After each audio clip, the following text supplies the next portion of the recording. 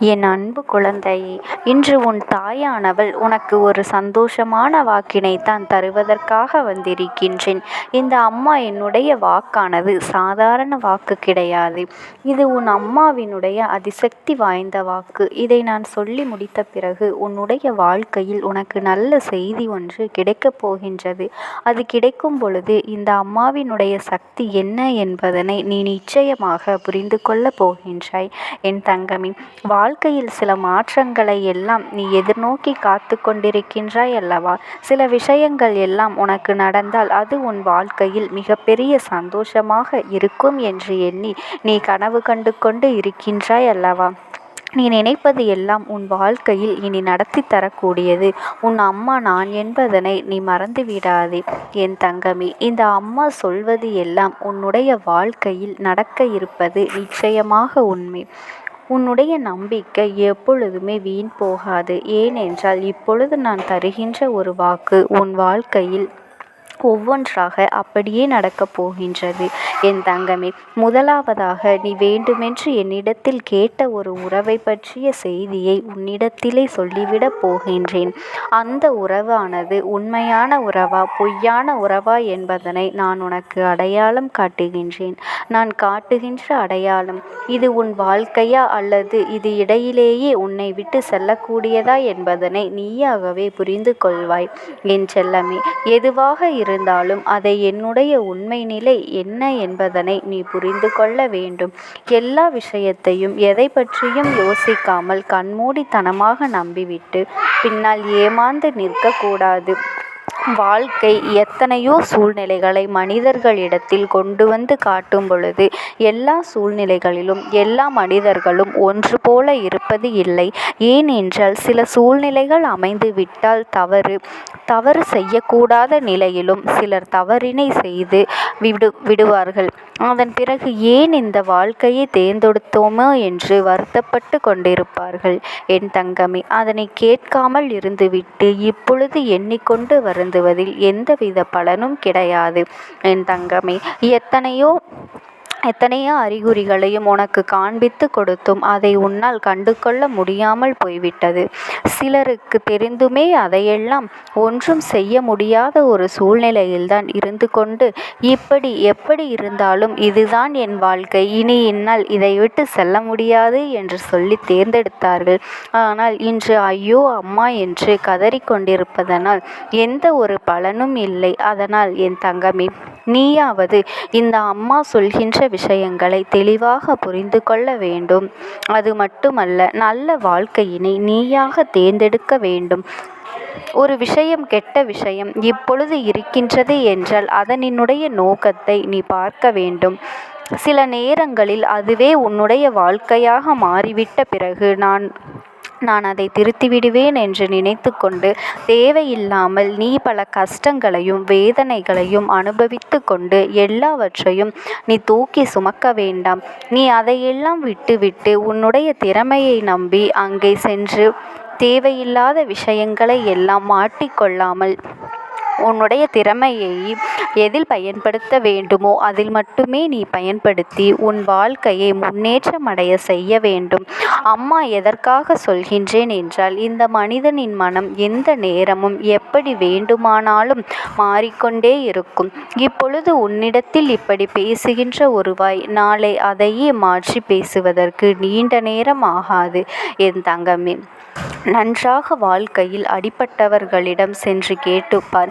ஏன் உனக்கு இந்த வாழ்க்கை இன்று இப்படி கஷ்டமாக இருக்கின்றது என்று தான் ஆசைப்பட்டு நான் தேர்ந்தெடுத்த வாழ்க்கை தானே, அதன் பிறகு ஏன் இத்தனை சோதனைகளை தாங்கிக் கொண்டிருக்கின்றாய் என்று கேட்டுப்பார்.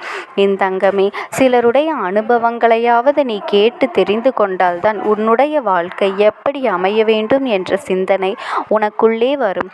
அது மட்டுமல்லாமல் உன்னுடைய குலதெய்வத்தின் ஆசையும் அதுதான். என் தங்கமே, நீ நினைக்கலாம், அம்மா எல்லோருடைய வாழ்க்கையையும் இப்படி இருக்குமா என்று சொல்லிவிட முடியாது அல்லவா? ஒவ்வொருவருக்கும் ஒவ்வொரு விதமான சூழ்நிலை என்று வரும் அல்லவா? என் தங்கமே, சூழ்நிலைகள் தான் வேறு வேறே தவிர பிரச்சனைகள் என்பது ஒன்றுதான் என்பதனை முதலில் நீ புரிந்து கொள்ள வேண்டும். எல்லோருக்கும் இருக்கும் ஒரே பிரச்சனை வாழ்க்கையில் தொடர்ந்து கொண்டுதான் இருக்கின்றது. அந்த பிரச்சனைகளை எல்லாம் நீ எப்படியெல்லாம் எதிர்கொள்ள வேண்டும் என்பதனை முதலில் புரிந்து கொள். அதற்கான மனப்பக்குவம் உன்னிடத்திலே இருக்கின்றதா என்பதனை சோதித்துப் பார். என் தங்கமே, முதலில் நீ நீயாக இருக்க வேண்டும். யாருக்காகவும் உன்னை மாற்றிக்கொள்ளக் கூடாது. இந்த வாழ்க்கை உனக்கு வேண்டுமென்றால் நீ இதை செய்தால் தானே கிடைக்கும், அப்படி இருந்தால் தானே கிடைக்கும், இப்படி கட்டுப்பாடு இருந்தால்தான் நடக்கும் என்று சொல்லும் பொழுது உன்னை நீ மாற்றிக்கொண்டால் நீ நடிக்கின்றாய் என்றுதானே அர்த்தம். உன்னுடைய நிலையிலிருந்து நீ மாறுகின்றாய் என்று வைத்துக்கொள். அது உனக்கு நல்ல பலன்களை கொடுக்குமா, உனக்கான சந்தோஷத்தை கொடுக்குமா என்பதனையும் நீ சிந்தித்து பார்க்க வேண்டும். என் பிள்ளையே, நீ நல்ல குணங்களை கொண்டிருக்கின்றாய், நல்ல பண்புகளையும் கொண்டிருக்கின்றாய். உன்னிடத்தில் இருக்கின்ற பழக்கங்கள் இங்கு யாரிடத்திலும் இல்லை. அப்படி இருக்கின்ற என் பிள்ளை, நீ மற்றவர்களுக்காக ஒவ்வொரு விஷயத்திலும் மாறினால் உன்னுடைய சுயம் என்பது மாறிவிடும் அல்லவா? நீ உன்னுடைய செயல்களை எப்பொழுதும் மற்றவர்களுக்கு துன்பம் ஏறாமல் காயப்படுத்தாமல் நீ சுதந்திரமாக செய்ய வேண்டும். எப்பொழுது உனக்கு அந்த சுதந்திரம் கிடைக்கின்றதோ அறிந்திருக்கவில்லை, என்ன நடக்கும் என்பதனையும் அவர்கள் தெரிய விரும்புவது இல்லை. என் தங்கமே, இந்த அம்மா நான் சொல்லும் பொழுது அதனை புரிந்து அதன்படி நடந்து கொண்டால் உன் வாழ்க்கை எப்படி உனக்கு நல்லபடியாக அமையுமோ அதுபோல அமையும் என்பதனை நீ புரிந்து கொள்ள வேண்டும். என் தங்கமே, உன்னுடைய குலதெய்வமானது உன்னுடைய ஆசைகளை நிறைவேற்றி தர வேண்டும் என்பதற்காகத்தான் உனக்கு ஏற்றபடி நல்ல வாழ்க்கை அமைய வேண்டும் என்றுதான் எல்லா விஷயங்களையும் பார்த்து பார்த்து செய்து கொண்டிருக்கின்றது. உன் குலதெய்வம் உன்னுடைய விருப்பத்தின் படிதான் நடக்கின்றது என்பதனை நீ தெரிந்து கொண்டால் போதும். என் தங்கமி, நான் எப்படி உன்னுடைய வாழ்க்கையை உனக்கு நல்லபடியாக அமைத்து கொடுக்கின்றேனோ அதே போல் உனக்கு இருந்த அத்தனை நல்ல விஷயங்களையும் அவர்களாகவே செய்து கொடுக்க போகின்றார்கள். என் பிள்ளையே, இத்தனை நாட்கள் எதுவாக இருந்தாலும் இருந்துவிட்டு போகட்டும். இனியாவது இந்த வாக்கினை உன் வாழ்க்கையில் நீ கேட்டுவிட்ட பிறகு இந்த அம்மா சொல்வதையும் உன் குலதெய்வம் சொல்வதையும் நீ கவனமாக கேட்டு அதன்படி நடந்து கொண்டாலே போதும். இதைவிட எனக்கு வேறு என்ன சந்தோஷம் இருக்கப் போகின்றது? என் குழந்தையே, உன்னுடைய கண்களிலிருந்து கண்ணீர் வரக்கூடாது என்று நினைப்பவள்தான் இந்த அம்மா. இந்த அம்மாவை நீ முழுவதுமாக புரிந்து கொண்டால் போதும். நீ காலம் முழுவதும் கண்ணீர் சிந்த வேண்டிய அவசியம் உனக்கு ஒரு நாளும் கிடையாது. அது மட்டுமல்ல என் செல்லமே, உன்னுடைய கண்ணீரை நீ தேவையில்லாமல் வீணாக்கி விடக்கூடாது என்றுதான் உன் அம்மா நான் உன்னிடத்திலே சொல்லிக் கொண்டிருக்கின்றேன். என் தங்கமே, நீ கண்மூடித்தனமாக அன்பு வைப்பதில் தவறு கிடையாது. ஆனால் அந்த அன்பிற்கு அவர்கள் தகுதியுடையவர்களாக இருக்கின்றார்களா என்பதனை முதலில் நீ புரிந்து கொள்ள வேண்டும். ஏனென்றால் எல்லாவற்றையும் நீ கண்மூடித்தனமாக செய்யும் பொழுது நிச்சயமாக அது ஒரு நாள் உன்னை பள்ளத்தில் தள்ளிவிடும் என்பதனையும் நீ மறந்து விடாதே. அன்று உன் இஷ்டத்திற்கு நீ செய்ததால் தான் யாருடைய துணையும் இன்றி இந்த அம்மாவினுடைய அன்பு உனக்கு கிடைக்காமல் போய்விடும் என்பதனை நீ நினைவில் வைத்துக்கொள். என் தங்கமே, இந்த அம்மா சொல்கின்ற வார்த்தைகளில் உடன்பாடு இல்லாமல் கூட உனக்கு இருக்கலாம். நான் என்றுமே உனக்கு நல்லதை மட்டுமே எடுத்து சொல்வேன். உன் வாழ்க்கைக்கு எது சிறந்ததோ அதை மட்டும்தான் சொல்வேன். என் தங்கமே, இன்று உன்னுடைய அம்மா நான் உனக்கு நல்லபடியான ஒரு வாக்கினை கொடுக்கின்றேன். இதை என்னுடைய சத்திய வாக்காகவும் உனக்கு கொடுக்கின்றேன். அதனால் உன் வாழ்க்கையில் உன்னை தேடி வருவதையெல்லாம் ஏற்றுக்கொண்டு உன்னை விட்டு விலகி செல்வதையெல்லாம் நீ விட்டு விலகி இருக்க பழகிக்கொள். எது உன் வாழ்க்கையோ எது உனக்கானதோ அதை உன்னிடத்தில் நிச்சயமாக வந்து சேரும் என்பதில் எந்த ஒரு மாற்று கருத்தும் கிடையாது. நான் உனக்கானதை உன் கைகளில் கொண்டு வந்து சேர்க்கப் போகின்றேன். நீ ஆசைப்பட்ட கேட்ட வாழ்க்கையை எதுவாக இருந்தாலும் உனக்கு நிச்சயமாக கிடைக்கும். அதைவிட சந்தோஷம் உனக்கு வேறு என்ன தேவைப்பட போகின்றது? என் அன்பு குழந்தைக்கு இந்த அம்மாவினுடைய அன்பும் ஆசீர்வாதங்களும் எப்பொழுதுமே முழுமையாக கிடைத்து கொண்டே இருக்கும். ஓம் சக்தி. ஓம். உனக்கான நல்ல விஷயங்களை செய்து கொடுப்பதற்காகவே உன் தாயானவள் என்று உனக்கு ஒரு முக்கிய முக்கியமான வாக்கினை சொல்வதற்காக வந்திருக்கின்றேன். என் குழந்தையே, இந்த அம்மா சொல்வதை கேட்டு நீ பயப்பட வேண்டாம். உன் அம்மா என்றுமே உனக்கு ஒரு நல்ல விஷயங்களைத்தான் சொல்வதற்காக வந்திருக்கின்றேன். என் தங்கமே, எதை நினைத்தும் கவலைப்படாதே. நான் சொல்கின்றதை நீ மனதார கேட்டு இந்த அம்மாவின் வாக்கின்படி நடந்தால் போதும். உனக்கு நடக்க இருக்கின்ற அத்தனை நல்ல விஷயங்களும் உனக்கு தானாகவே வந்து சேர்ந்துவிடும். நீ யாரை அதிகம் நம்பினாயோ, யார் மீது அதிக அன்பு செலுத்தினாயோ, அவர்களாலேயே இன்று உன்னுடைய மனது உடைக்கப்பட்டு நம்பிக்கை துரோகத்தை தாங்கிக் கொள்ள முடியவில்லை என்று என் முன்னால் நின்று கொண்டிருக்கின்றாய். உனக்கு நம்பிக்கை துரோகத்தை செய்தவர்கள் உன்னுடன் இருந்தவர்கள் அல்லவா? நீ எந்த அளவிற்கு அவர்கள் மீது அன்பும் நம்பிக்கையும் வைத்திருந்தாயோ, அந்த அன்பை அவர்கள் இப்பொழுது தவறு என்று நினைக்கின்ற அளவிற்கு நம்பிக்கை துரோகத்தை செய்துவிட்டு சென்று விட்டார்கள். ஆனால் என் பிள்ளையே, இப்பொழுது அவர்களின் நிலை என்னவாக இருக்கின்றது என்பதனை நீ தெரிந்து கொள்ள வேண்டிய ஒரு சூழ்நிலை உனக்கு வந்திருக்கின்றது. அதற்கு காரணம், அவர்கள் செய்த அந்த துரோகத்தை நினைத்து நினைத்து நீ மனவேதனையை அடைந்ததோடு மட்டுமல்லாமல் உன்னுடைய வாழ்க்கையில் சந்தோஷமான பல நேரங்களில் நீ தொலைத்து விட்டாய். என் தங்கமே, மனமாறுதல் கூட அடைய முடியாமல் கண்ணீருக்கு மட்டுமே அதிகமான வேலையை கொடுத்துவிட்டாய். மாறாக உன்னுடைய அன்றாட நடவடிக்கைகளில் ஏகப்பட்ட மாற்றங்கள் வேறு விதமாக நடந்துவிட்டது. வேறு எந்த ஒரு விஷயத்தையும் முன்பு போல உன்னால் தெளிவாக செய்ய முடியவில்லை. இவையெல்லாம் இன்று எங்கே உன்னை கொண்டு வந்து நிறுத்தியிருக்கின்றது தெரியுமா?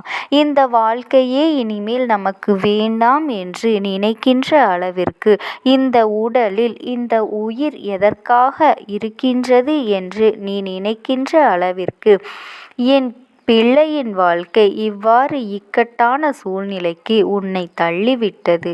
என் குழந்தையே, உன்னை இந்த நிலைக்கு தள்ளியவர்களின் நிலை இப்பொழுது எப்படி இருக்கின்றது என்பதனை நீ தெரிந்து கொண்டால்தானே உன்னுடைய மனது நிம்மதியடையும். என் பிள்ளையே, என் தங்க பிள்ளையே, நம்பிக்கை துரோகத்தை செய்வதற்கு முன்னால் அவர்களுக்கு எவ்வளவு நெஞ்செழுத்தம் இருக்க வேண்டும். நாம் செய்கின்ற இந்த செயலினால் ஒருவரினுடைய மனது எவ்வளவு காயப்படும் என்றோ, ஊர் என்ன பேசும் என்றோ, சமுதாயத்தில் எவ்வளவு அவமானம் வரும் என்றோ, குடும்ப கௌரவம் உடைக்கப்படும் என்றோ ஒரு துளியாவது எண்ணி பார்க்க வேண்டாமா? எப்படியெல்லாம் ஒருவரினுடைய மாற்றங்களை எதிர்பார்த்து ஒரு கேவலமான விஷயத்தை செய்கின்றார்கள் என்றால் அவர்களின் மனதில் எத்தனை கெட்ட எண்ணங்கள் இருந்திருக்கும், எத்தனை இழிவான எண்ணங்கள் இருந்திருக்கின்றது. ஒரு முறை என் குழந்தை நீ சிந்தித்து பார்த்திருந்தால் மதிப்பும் மரியாதையும் குறையாமல் இருந்திருக்குமே. மற்றவர்கள் மதிப்பதற்கு கூட தகுதியில்லாத குணங்கள் அல்லவா இந்த கேடு கெட்ட ஜென்மத்திற்கு வந்திருக்கின்றது. இது போன்ற குணங்களை கொண்டவர்கள் வாழ்க்கைக்குள் உண்டான அவப்பெயர் நிச்சயமாக ஒரு நாளும் அந்த பெயர் மறையாது. என் அன்பு தங்கமே, உனக்கான ஒரு நல்ல விஷயத்தை நான் செய்திருக்கின்றேன். இவர்களுக்குள்ளான தொடர்பு இதற்கு மேலும் உனக்கு தேவைப்படவில்லை. என் தங்க பிள்ளையே, அவர்களை பற்றி இந்த நேரத்திலாவது உன்னால் புரிந்து கொள்ள முடிந்தது என்று நினைத்து நீ நிச்சயமாக மனசந்தோஷம்தான் அடைய வேண்டும். என் குழந்தையே, இது நாள் வரைக்கும் நீ அனுபவித்த கஷ்டங்களும் சோதனைகளுக்கும் உனக்கு வாழ்க்கையில் எத்தனையோ பாடங்களை கற்றுக் கொடுத்தாலும் இந்த நம்பிக்கை துரோகம் கற்றுக் கொடுத்ததைப் போல வேறு எதுவும் உனக்கு கற்றுக் கொடுக்கவில்லை. மற்றது எல்லாம் வாழ்க்கையில் எதிர்பார்த்த விஷயங்கள். ஆனால் இது எதிர்பாராத ஒரு கொடுமை அல்லவா? முதலில் உனக்கு கஷ்டமாக இருந்தாலும் நாட்கள் செல்ல செல்ல இது உனக்கு பழகிவிடும். இப்பொழுது ஆரம்பம் என்பதனால் என் குழந்தையே, நீ தாங்கிக் கொள்ள முடியாது தவித்து கொண்டு நிற்கின்றாய். ஆனால் இந்த சூழ்நிலை மாறும். இந்த காலம் மாறும். அது மட்டுமல்ல, உன் கஷ்டங்களும் உன்னை விட்டு கடந்து போகும். அதன் பிறகு ஒரு நல்ல வாழ்க்கையை நீ நிச்சயமாக உனக்கு அமையும் என்பதனை நீ மறந்து விடாதே. உனக்கு நம்பிக்கை துரோகத்தில் செய்தவர்களின் நிலைமையை கண்டால் உன் அம்மா எனக்கே அத்தனை பரிதாபமாக உள்ளது. ஏனென்றால் ஏதோ ஒரு காரணத்திற்காக யாருடைய பேச்சினையோ கேட்பதற்காக, யாருடைய மனதையோ காயப்படுத்துவதற்காக அல்லது சந்தோஷப்படுத்துவதற்காக இந்த நம்பிக்கை துரோகத்தை உனக்கு செய்தார்களோ, இன்று அவர்கள் மூலமாகவே அதிகமான ஏமாற்றத்தை அவர்கள் சந்தித்து விட்டார்கள். என் தங்கமே, நம்பிக்கை துரோகம் என்றால் என்ன என்பதை உன்னை விட அவர்களுக்கு அவர் நம்பிய உறவு அதிகமாக காண்பித்து கொடுத்துவிட்டது. என் செல்ல பிள்ளையே, ஏன் இப்பொழுதெல்லாம் ஒருவன் செய்கின்ற பாவத்திற்கான தண்டனையை பெறுவதற்கு அடுத்த ஜென்மம் வரை காத்திருக்க வேண்டிய அவசியமே கிடையாது. அதனினுடைய பாவ கணக்கு அதிகமாகும் பொழுது உடனுக்குடன் தண்டனையை இந்த பிரபஞ்சம் அவர்களுக்கு கொடுத்து விடுகின்றது.